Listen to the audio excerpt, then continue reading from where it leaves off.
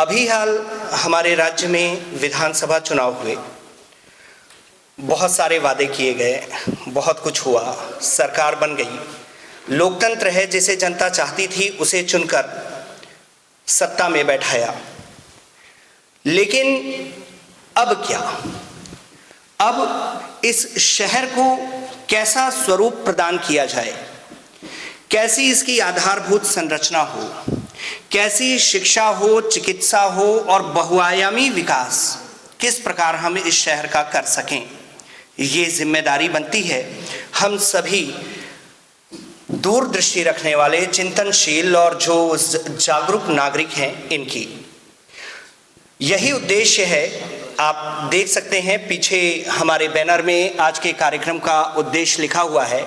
यह एक विचार मंथन है कि आगामी 5 वर्षों में हमारे सपनों का अंबिकापुर कैसा हो। इस संबंध में मैं चाहूँगा आप सभी अपने अपने विचार यहाँ रखें, ताकि हम उस एकत्रित विचार से इस शहर को, अंबिकापुर को एक दशा और दिशा सकारात्मक प्रदान कर सकें। हालांकि दरकार है अंबिकापुर को एक दुरुस्त सुधार की, एक दुरुस्त पहल की, ताकि एक जल्दी से जल्दी एक सकारात्मक परिणाम हमारे सामने आ सके। जानना चाहेंगे कि अंबिकापुर में आगामी 5 वर्षों में आप अपने सपनों के अंबिकापुर को कहाँ देखते हैं? मैं परमानंद तिवारी अंबिकापुर से हूँ और सर्वप्रथम मैं धन्यवाद ज्ञापित करता हूँ भाई अनुकूल एंड हमारे छोटे भाई तोमर जी छत्तीसगढ़ फ्रंटलाइन को, जिन्होंने इतना बेहतरीन समय और बेहतरीन मुद्दा निकाला है जो कि हमारे अंबिकापुर शहर के लिए निश्चित रूप से एक विकास का मार्ग बनेगा। मैं आदरणीय डॉक्टर गरवार साहब, राजेश भैया, नीटू भैया, बहुत लोग यहाँ पे अपने वक्तव्य रखे, विवेक भाई लोगों ने, जो कि निश्चित रूप से बहुत ही इस शहर के लिए पहल का विषय है। आपको एक बात बता दूं कि माँ अंबिकापुर, माँ महामाया की नगरी अंबिकापुर की स्थापना 1 जनवरी 1948 को हुई थी और यहाँ की आराध्य देवी अंबिका हैं, जिसके नाम से इस शहर का नाम अंबिकापुर पड़ा है। तो 1948 के बाद आज जब हम अंबिकापुर शहर को देखते हैं तो निश्चित रूप से आप पाएंगे कि विकास का सबसे बड़ा मुद्दा आज बना हुआ है। कई पार्टियां आईं, कई पार्टियां गईं, फिर से उनका आना जाना रहा है, लेकिन अंबिकापुर शहर हमेशा उपेक्षित रहा है। हर एक विषय पे अगर देखते हैं तो ये उपेक्षा का शिकार रहा है। आज जो 2 मुद्दे हैं जिससे इस शहर का विकास निश्चित रूप से होगा, वो पहले भी भाई लोगों ने चर्चा किया है, वो है स्वास्थ्य और शिक्षा।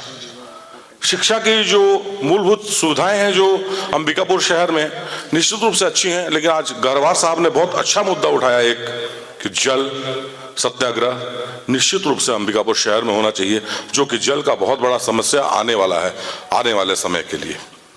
स्कूल ले लें, चाहे जितने भी विद्यालय ले लो, अलग अलग हैं। मैं तो इस शहर से हमेशा गुजरता रहता हूँ, सड़कों से गुजरता रहता हूँ और उनकी गतिविधियों को, बच्चों को देखता रहता हूँ, क्योंकि मेरी भावनाएं हमेशा बच्चों से जुड़ी रहती है। तो मैं जब भी शाम को टहलने के लिए निकलता हूँ कॉलेज ग्राउंड की ओर, तो कॉलेज ग्राउंड एक ऐसा नशाखोरी का अड्डा बन चुका है कि जिसका आप कभी सपने में सोच नहीं सकते हैं कि वो सच में इस तरह का यहाँ पे, हम लोग कभी कल्पना में भी नहीं सोचते कि हमारे बच्चे भी वहाँ पे जाके किस जगह पे होंगे।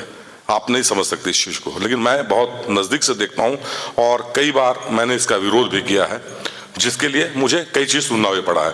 कोई दिक्कत नहीं, लेकिन हमें एक एक व्यक्ति को, अपने घर के एक एक लोगों को सजग करना पड़ेगा और सजगता से सभी को ये बात करनी पड़ेगी कि हमें अपने आप को एक रोज एक सुधार की आवश्यकता है, जिससे हमारा शहर, हमारे बच्चों का भविष्य हमेशा रूप से बिल्कुल अच्छे से रहे, ताकि हम बाकी लोगों को ये बोल पाए कि आप यहाँ पर रहिए। जब हम खुद इम्प्लीमेंट अपने ऊपर नहीं करेंगे तो दूसरे को बोलने का कोई हक नहीं रखते अपन। तो एक कदम हमें पहले आगे बढ़ाना चाहिए। बहुत बहुत धन्यवाद अनुकूल भैया आपको। बहुत